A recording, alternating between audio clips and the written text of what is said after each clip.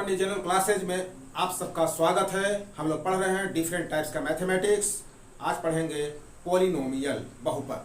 बहुपद क्या है आज पढ़ेंगे हम लोग। बहुपद बहुपद क्या है इसे आप समझ ले। बहुपद है कि एक अलजबरा का वह एक्सप्रेशन, अलजबरा का वह व्यंजक जिसके चर पर एक वेरिएबल पर जो घात है वो पूर्ण संख्या होगी। पूर्ण संख्या रहनी चाहिए, घात पूर्ण संख्या होनी चाहिए। अब जैसे पूर्ण संख्या क्या बोल सकते हैं, जैसे कि 0 रह सकता है, घात 1 रह सकता है, 2 रह सकता है, 3 रह सकता है, इस प्रकार। लेकिन आप समझ ले, जरा आप कभी कंफ्यूज नहीं कर जाएं। जैसे मान लीजिए 1/x है, तो इसमें भी वेरिएबल जो है x है, इसको हम कैसे लिखते हैं, x टू द पावर -1। तो इस पर जो घात है -1 है, यह पूर्ण संख्या नहीं है, इसलिए यह बहुपद का अंग नहीं होगा, यह बहुपद में नहीं आएगा। तो इस प्रकार आप समझ लें, पहले बहुपद की पूर्ण संख्या होना जरूरी है और एक चर होना जरूरी है। चलिए हम यहाँ एग्जाम्पल आपको दिखा रहे हैं। एक जैसे देखिए, बहुपद का उदाहरण बहुत सा है जो आप समझ सकते हैं। अगर हम ले लें x, ये भी एक बहुपद है। एक बहुपद कैसा है, एक पद है, इसमें एक पद है और घात कितना है, इस पर घात है 1। चलिए इस प्रकार और लेते हैं। दूसरा उदाहरण हम लेते हैं, x+1 ले ले। देखिए ये भी एक बहुपद है जिसमें इसमें 2 पद है, द्विपदी माने दो पद है, लेकिन घात क्या है, 1 है। क्यों, x पर पावर क्या है, 1 है, x पर पावर 1 है। यहाँ दिखाई नहीं पड़ रहा है, 1 नहीं दिया जाता है, माने इस तरह से एक यहाँ लिख सकते हैं, लेकिन लिखा नहीं जाता है, दूर रहता तो लिखते। चलिए तीसरा प्रश्न से आप समझ जाइएगा। x² + 1, ये देखिए ये 2 पद है, लेकिन घात इसका 2 है। ये भी बहुपद है, 2 पद है, लेकिन इसका घात 2 है। इस प्रकार आप समझ रहे हैं कि बहुपद क्या है, एग्जाम्पल से समझिए। चलिए और हम समझाते हैं। 2x³ - 3x² + 4x - 1, यह भी एक बहुपद है। 4 पदों का, 1 2 3 4, ये भी एक बहुपद है। 4 पद है, इसमें कितने पद हैं, 4 पद हैं। और घात कितना है, इसका घात आपका 3 है। जो उच्च घात होगा, हाईएस्ट पावर होगा, वही उस बहुपद का घात कहलाता है। तो यहाँ बहुपद समझ गए कि घात इसका 3 है और ये बहुपद है। बहुपद में देखिए भी और हम तरीके बताते हैं। अब जरा हम अगला एक क्वेश्चन ले लें। चलिए हम दिखाते हैं आपको। 2√x - 3x², यह बहुपद नहीं है। क्यों नहीं बहुपद है, क्योंकि x पर पावर है 1/2, यानी √x है। √x का मतलब होता है x पर पावर 1/2। √x है तो x पर पावर 1/2, यह पूर्ण संख्या नहीं है। 1/2 पूर्ण संख्या नहीं है। x का घात जो है 1/2 है, लेकिन पूर्ण संख्या 1/2 नहीं है, इसलिए यह बहुपद नहीं है। तो एकदम स्पष्ट है, लिख लीजिए, यह बहुपद नहीं है। क्लियर, आप बहुपद समझ रहे हैं क्या है। चलिए और एक एग्जाम्पल हम दिखाते हैं आपको। जैसे 2/x² - 1, यह भी बहुपद नहीं है। क्यों, इसको हम ऐसे लिख सकते हैं, 2x टू द पावर -2 - 1। देखिए ऊपर जाता है कौन फार्मूले पर, इस फार्मूले पर 1/x to the power m = x to the power -m। घातांक का जो नियम सीखे थे, एक घातांक का नियम, उस नियम पर हो गया। तो इसका जो ये पावर है वो -2, यह पूर्ण संख्या नहीं है, यह -2 है। माइनस पूर्णांक तो है, लेकिन पूर्ण संख्या नहीं है, तो यह बहुपद नहीं है। यह बहुपद, इसी का यह रूप है बहुपद। तो बहुपद समझ गए कौन है कौन नहीं है, और हम आपको एग्जाम्पल देकर सिखाते हैं। यहाँ पर ये देखिए, यहाँ आपको कुछ एग्जाम्पल्स और हैं जो आप समझना है। देखिए 4x² - 3x + 7, ये बहुपद है, 3 पद का है, 1 2 3 पद का है, और घात इसका 2 है। पद कितना है, 3 है। पद इसका आप लिख लीजिए, पद कितना है, पद है इसका 3 और घात है 2, इसका घात है 2। इस तरह से आपको लिख लेना है, समझ लेना है कि 1 2 3 पद है, घात 2 है। इसमें देखिए ये भी एक बहुपद है, √2 पर है, वेरिएबल पर रूट नहीं है, यहाँ कांस्टेंट है √2। तो वाई स्क्वायर घात है 2 और पद भी 2 है, 1 2, इसका क्या है पद कितना हुआ 2 और घात 2। इसमें देखिए एक बहुपद नहीं है, √t है, यह बहुपद नहीं है, बहुपद नहीं है, नहीं है। क्यों नहीं है? √t है, √t मतलब क्या हो गया, √t मतलब हो गया t पर पावर 1/2, जो यह पूर्ण संख्या 1/2 नहीं है। y बाई देखिए y प्लस 2/y, ये भी बहुपद नहीं है, यह भी बहुपद नहीं है, यहाँ लिख देना है, यह भी बहुपद नहीं है, यह भी बहुपद नहीं है, क्योंकि 2/y है, 2/y मतलब 2/y का हम लिख सकते हैं ऐसे 2y⁻⁻1, तो -1 जो है पूर्ण संख्या नहीं है, इसलिए यह भी बहुपद नहीं है। यहाँ भी देखिए ये वाला, ये भी बहुपद नहीं कहलाएगा, एक चार में नहीं है, ये देखिए 3 चर है, x है, y है, t है, इसलिए एक चार में यह बहुपद नहीं है। तो यहाँ आप इसको भी लिख देना है, एक चर में बहुपद नहीं है, नहीं है। तो x² + x यह बहुपद है, यह बहुपद है। 2 पद हैं इसमें, कितने पद हैं? 2 पद हैं, 2 पद हैं। घात कितने हैं? 2, घात कितने हैं? 2, इसका घात 2, 1 और 2, यह बहुपद है, घात 2 कहलाता है। अब चलिए आगे कुछ विशेष बहुपद के बारे में हम समझाते हैं। अभी तक हम लोगों ने सीखा पद को पहचानना, घात पहचानना, घात कितना है, किस बहुपद का कितना घात है वो जान गए, पद कितने हैं वो जान गए। अब बहुपदों के कुछ विशेष प्रकार होते हैं जिसको हम लोग आज अभी सीखते हैं। देखिए क्या बहुपदों के प्रकार, जिसका घात 1 हो वह रैखिक बहुपद कहलाता है, जिसका घात 1 हो वह रैखिक बहुपद कहलाता है, जिसका घात 1 हो वह रैखिक बहुपद कहलाता है। इसमें देखिए इतने बहुपद है, इसमें रैखिक बहुपद कौन कौन है? देखिए घात, इसका एक घात है, यह रैखिक बहुपद है, यह रैखिक बहुपद है, रैखिक बहुपद है। यह भी रैखिक बहुपद है, t है 4, यहाँ t है, यह भी रैखिक है, रैखिक बहुपद है। चलिए ये भी रैखिक बहुपद है। यहाँ पर देखिए और कहाँ है, और रैखिक बहुपद इसमें नहीं है।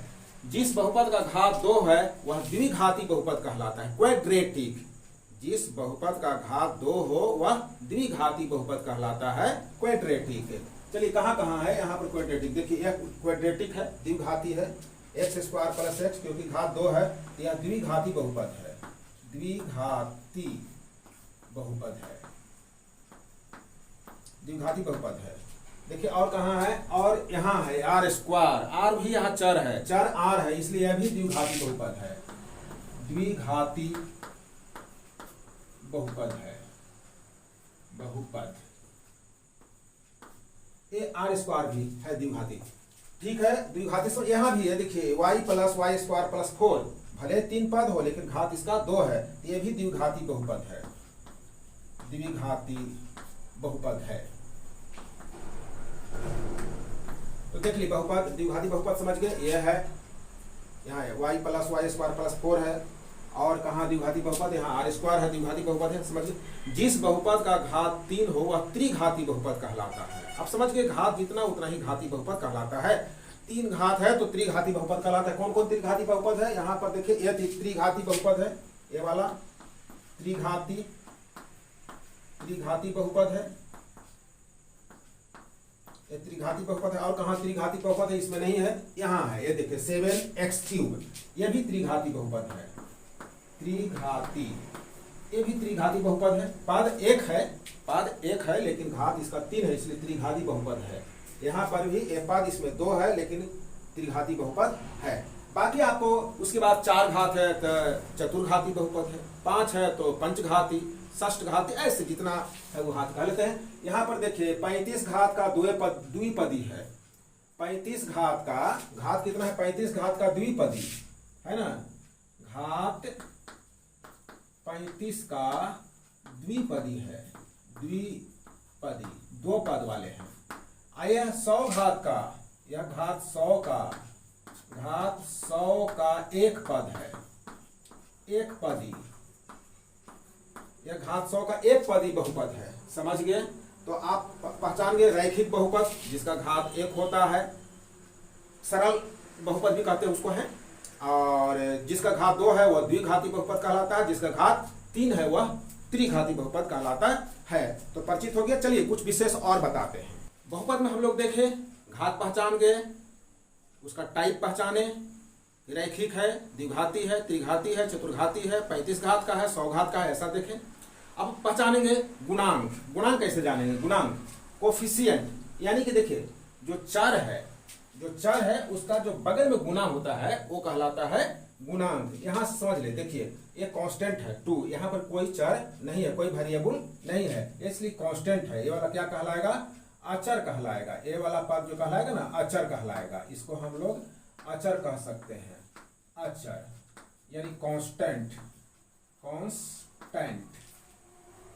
ये कांस्टेंट कहलाएगा। यहाँ x लगा रहता तो कांस्टेंट नहीं कहलाता, ये कांस्टेंट वाला पद है। एक्स स्क्वायर, इसका देखिए ये प्लस एक्स स्क्वायर है, प्लस एक्स स्क्वायर का मतलब होता है, ऐसे समझिए आप, +1 इंटू एक्स स्क्वायर, यानी एक्स स्क्वायर के बाईं तरफ बगल में क्या गुना है? +1 है, इसलिए एक्स स्क्वायर का गुणांक कितना हुआ? 1। यहाँ बोलेंगे हम लोग एक्स स्क्वायर का गुणांक बराबर 1, माने coefficient of x square is equal to 1। Coefficient of x square is equal to 1। गुणांक को कोफिशिएंट कहते हैं अंग्रेजी में। Coefficient of x square is equal to 1। अब ये x है तो x का गुणांक क्या होगा? x का गुणांक इसमें देखिए, x का गुणांक यहाँ 1 है। अब चलिए इसमें देखिए कांस्टेंट है 2, एक्स स्क्वायर का गुणांक इसमें आप समझ लीजिए एक्स स्क्वायर का गुणांक माने coefficient of x square equal to -1, क्योंकि माइनस एक्स स्क्वायर है तो माइनस एक्स स्क्वायर को आप लिख सकते हैं, माइनस एक्स स्क्वायर को आप ऐसे लिख -1 गुना एक्स स्क्वायर, इस तरह से। ये -1 गुना है ना इसके साथ, इसलिए एक्स स्क्वायर का गुणांक इसमें क्या हुआ? इसमें एक्स स्क्वायर गुणांक -1। क्लियर है? एक्स क्यूब का गुणांक क्या है? +1, जैसे उसमें लिखे हैं। इसमें देखिए एक्स स्क्वायर का गुणांक क्या है? एक्स स्क्वायर गुणांक π/2। एक्स स्क्वायर यहाँ है, इसके साथ गुना है π/2, तो एक्स स्क्वायर का गुणांक इसमें कितना है? π/2। इसमें हो गया एक्स स्क्वायर का गुणांक π/2। एक्स स्क्वायर का गुणांक π/2, ठीक है ना? एक्स का गुणांक कितना है? 1। इसमें एक्स स्क्वायर का गुणांक अगर बोलेंगे तो इसमें, अगर आप समझिए एक्स स्क्वायर इसमें नहीं है, एक्स स्क्वायर का गुणांक इसमें कितना होगा? एक्स स्क्वायर तो है नहीं है तो 0। एक्स स्क्वायर का गुणांक यहाँ 0, 0। एक्स स्क्वायर नहीं है इसलिए एक्स स्क्वायर का गुणांक 0। जैसे एक्स क्यूब का गुणांक पूछता, उसका भी 0। एक्स का गुणांक कितना है? एक्स का गुणांक √2। इसमें एक्स का गुणांक हो जाएगा, एक्स का गुणांक √2। तो गुणांक भी पहचानना समझ गए। चलिए अब हम एक विशेष प्रकार का आगे बताएंगे। हम लोग सीखेंगे जीरो ऑफ पॉलिनोमियल, बहुपद के शून्यक। बहुपद का शून्यक 1 या 2 हो सकते हैं, लेकिन यहाँ पर समझना होगा आपको, जैसे पिछले बार पढ़े हम लोग हैं कि रैखिक बहुपद, द्विघाती बहुपद, त्रिघाती बहुपद। रैखिक बहुपद का शून्यक 1 होगा, माने एक संख्या नहीं, एक पीस। द्विघाती बहुपद का शून्यक 2 होंगे, माने 2 पीस, कुछ भी हो सकता है संख्या। त्रिघाती बहुपद का शून्यक 3 पीस होंगे, माने 3 संख्याएं होंगी, 3 नहीं माने 3 पीस, जो भी हो सकता है। और भी यहाँ देख लीजिए, तो शून्यक समझ गए। शून्यक क्या है आखिर? जीरो क्या है? जीरो पॉलिनोमियल क्या है? शून्यक क्या है? समझ लीजिए जरा। देखिए शून्यक उस संख्या को कहते हैं, बहुपद का शून्यक उस संख्या को कहते हैं जो उसके चर का मान रखने पर उस बहुपद को शून्य बना दे, 0 बना दे। जैसे x का मान हम कितना लें कि x + 5 शून्य हो जाए, 0 हो जाए। समझ गए? x का मान को कहते हैं, x का मान जो उस बहुपद को 0 बना दे। यहां पर px जो है, px एक्चुअली बहुपद का नाम है, पॉलिनोमियल ऑफ x वेरिएबल में, पॉलिनोमियल x वेरिएबल, इसलिए px नाम दिया गया है, बहुपद का नाम है। इसलिए इधर हमारा एक प्रश्न यहाँ है, ठीक है ना? ये बहुपद का नाम इधर है, ये बहुपद है x + 5, इसका निकालना है शून्यक। तो क्या होगा? निकालना बहुत आसान है। इस तरह इसका x + 5 का शून्यक निकालना होगा, तो x + 5 बराबर 0 कर दीजिए, और x बराबर कितना हो गया? -5 हो गया। ये हो गया शून्यक। तो x का, इसका ऐसे लिख सकते हैं, x + 5 का शून्यक बराबर -5, क्योंकि -5 यहाँ रखेंगे तो 0 हो जाएगा, ठीक है ना? इसका शून्य क्या होगा, x माइनस 5 का -5, अगर यहाँ रहता तो क्या होता, +5 हो जाता, यानी इसका शून्य +5 है। x माइनस 5 का शून्य +5 है। 2x प्लस 5 का, तो 2x प्लस 5 का निकाल के देख लीजिए। 2x प्लस 5 का शून्य निकालने के लिए 0 यहाँ कर लीजिए, यानी इसको इस तरह से करिए, +5 को दाईं तरफ ले जाइएगा तो -5 करना होगा ना, -5 और फिर x बराबर हो जाएगा -5/2। तो इसका शून्य कितना हो गया, -5/2। इसका 2x प्लस 5 का शून्य हो गया -5/2। 2x प्लस 5 का शून्य हो गया -5/2। ठीक है, चलिए इसी तरह देख लीजिए 3x माइनस 2, देखिए यहाँ +5 था ना, तो -5/2। यहाँ 3x माइनस 2 है, 3x माइनस 2 है, तो इसका शून्य क्या होगा, 2/3, -2 है तो +2/3। 3x माइनस 2 है तो इसका शून्य कितना होगा, 2/3। बहुत आसान, इस तरह से निकाल लेना है। 3x है, 3x इसका शून्य क्या होगा, 3x का शून्य के लिए क्या करिएगा, इसका 3x के लिए शून्य निकालना हो तो 3x बराबर 0 लिख लीजिए। तो x बराबर कितना होगा, देखिए 3 यहाँ गुना है तो बटा हो जाएगा 0/3 यानी 0। तो 3x का शून्य होगा 0, 3x का शून्य होगा 0, 3x का शून्य होगा 0। ठीक, 3x जैसा ही ax का शून्य 0। cx प्लस d का शून्य, cx प्लस d का शून्य माने 0 कितना होगा, तो इसमें कितना था 2x प्लस 5 का -5/2, -5/2। तो cx प्लस d का कितना होगा, ठीक उसी प्रकार कर लीजिए, -d/c।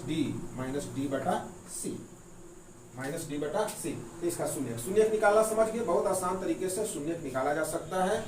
यहाँ एक प्रश्न दिया हुआ है, यहाँ एक प्रश्न है कि यदि py बराबर y² माइनस y प्लस 1, तो p0, p1, p2 ज्ञात करना है, कितना होगा मान इसका, p0 का मान कितना होगा, p1 का मान कितना होगा, p2 का मान कितना होगा।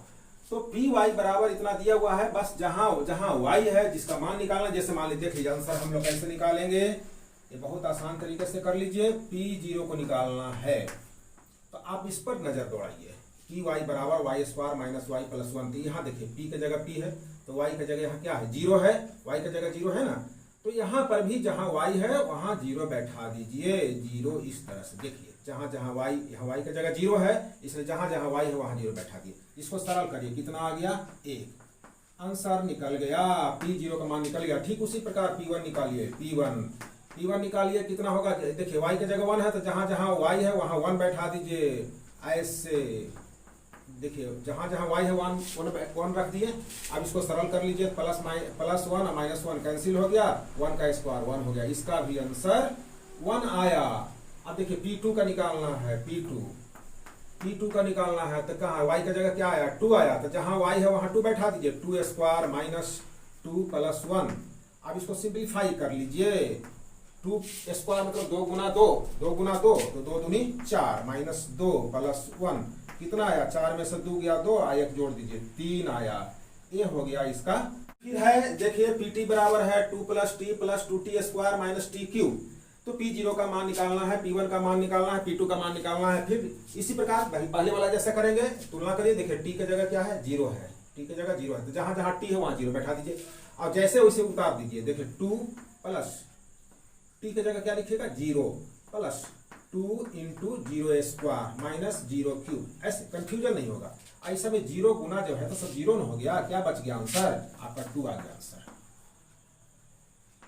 2 में 0 जोड़िएगा तो कितना आएगा, 2 आएगा। चलिए p1 का निकालिए, p1 निकालिए। p1 देखिए t की जगह क्या 1 है, तो यहाँ देखिए 2 प्लस t की जगह 1 प्लस 2t² 2 × 1², इस तरह लिखिएगा, माइनस t³ है तो 1³ अब इसको सिंप्लीफाई कर लीजिए। देखिए यहाँ तो 2 और 1 3 हो गया, प्लस 1 स्क्वायर का क्या होगा, 1 होगा, और 2 से 1 में गुना करिएगा तो 2 होगा, और माइनस 1 का क्यूब 1 होगा। अब इसको सरल कर लीजिए, 3 जोड़ 2 5 और 1 गया तो 4 बचा, ये 4 आंसर आ गया। अब चलिए p2 भी निकाल लीजिए, p2 भी निकाल लीजिए। तो जहां जहां t है वहां 2 लिख दीजिए, 2 प्लस 2 × 2² माइनस 2³ जहां जहां t है वहां 2 लिख दिए। अब इसको सिंप्लीफाई कर दीजिए, 2 2 4 प्लस यहाँ देखिए 2 पर पावर 2 है, 2 दूनी 4 4 दूनी 8, यहाँ 8 हो गया, माइनस 2 दूनी 4 दूनी 8 यहाँ भी हो गया, प्लस 8 माइनस 8 कैंसिल हो गया, कितना बचा 4। तो इस तरह से हम P1, P2, P3 जैसा भी मान निकाल सकते हैं। आप समझ चुके हैं यह प्रश्न। तो बहुपद को मुझे आशा है कि अच्छी तरह आप समझे होंगे, अभ्यास करेंगे। नेक्स्ट अगले वीडियो में। धन्यवाद।